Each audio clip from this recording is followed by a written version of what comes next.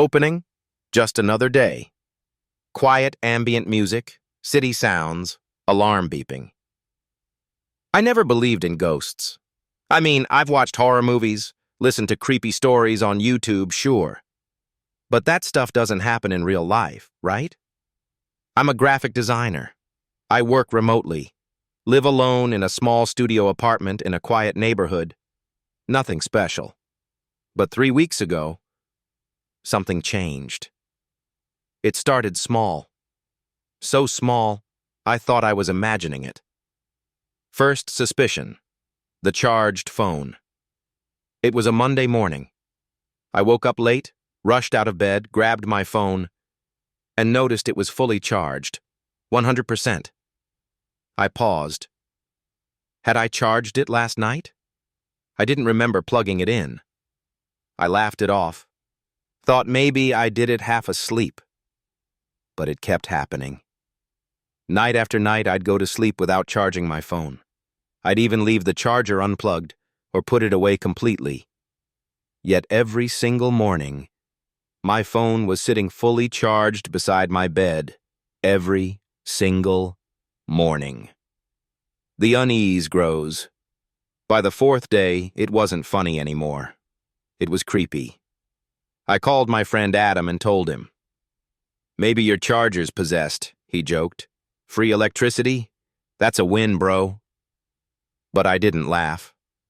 Because now, other things were starting to happen.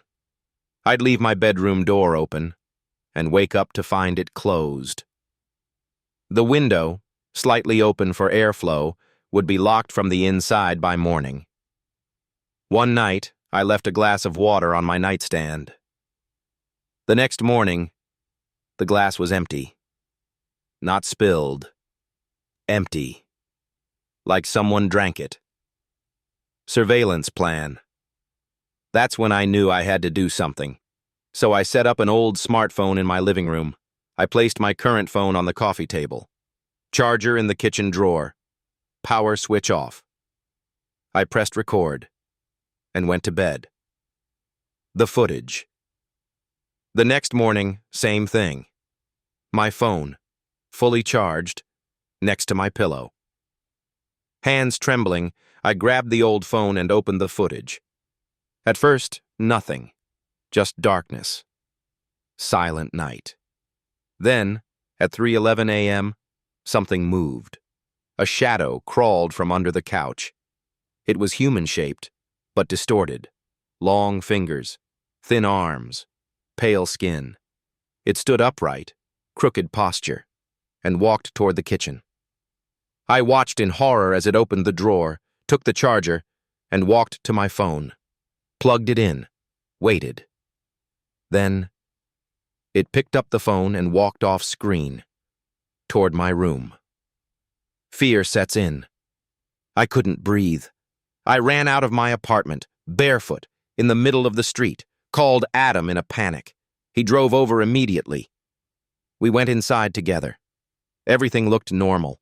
Phone charged, charger neatly coiled, window locked. But Adam wanted to check something. He got down on the floor and looked under my bed, then froze. Bro, you need to see this." There was a small outlet, a power socket, newly installed under my bed, with fresh plaster around it. I never put it there. Never called an electrician. It wasn't there before. Beside the socket was a small folded paper. The note. I picked up the note with shaking hands. It said, "You forgot to plug it in last night, but don't worry. I took care of it. I'll always take care of it." Below it, a drawing, a stick figure, lying in bed, and another figure, crouching underneath it. Eyes, open wide. Final twist. I moved in with Adam for a few days after that, hired a team to check the apartment. No sign of break-in. The socket? They said it was professionally installed. No fingerprints, no explanation. I moved out a week later, burned the bed, threw away the charger, started over. but last night, here in my new apartment. At exactly 3:11 a.m., I woke up.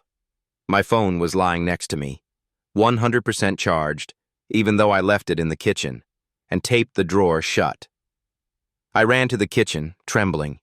The tape was peeled off, and written on the counter, in dust, were 3 words: "You're welcome."